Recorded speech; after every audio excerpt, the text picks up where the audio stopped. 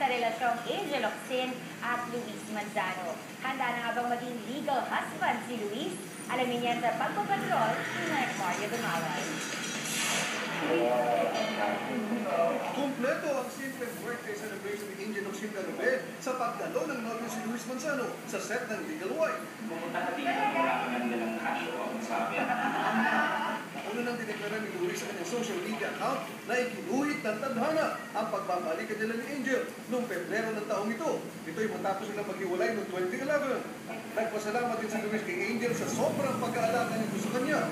Lalo na nung ginulat niya si Lucky sa pagkuha niya ng side A-land sa kanyang birthday party kamakailan.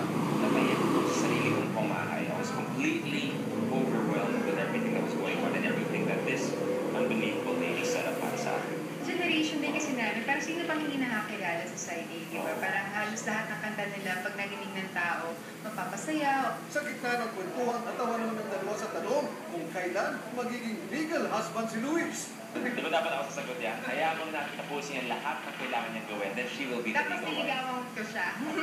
Ako na, nag-aantay lang ako ng proposal, honestly. Nag-aantay lang. Naragan ng taping ni Angel dahil sa gabi-gabi paghapon sa mga eksklusibong episodes ng Legal Wife. Everything is perfect na. Yes.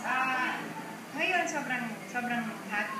Na dapat hindi ako masyadong masaya kasi puro prime scenes ang kinukunan ko itong birthday ko. Hindi nagpapatanong lang na staff, sa inyo nakawala ng pinta. Parang kung nakita ko suot ni Miss Nicole yan. At sa tingin ng eksena at revelasyon kagabi, nag-number 1 pa itong trending topic sa Twitter di lang sa Pilipinas kundi worldwide. Konsolasyon din ni Angel ang pag-ibig ni Luis. She made it a reality. Parang something you dream of. And for that instant, that one moment in time, was the first came reality. Thank you. Mario Dumaral, Patrol ng Pilipino.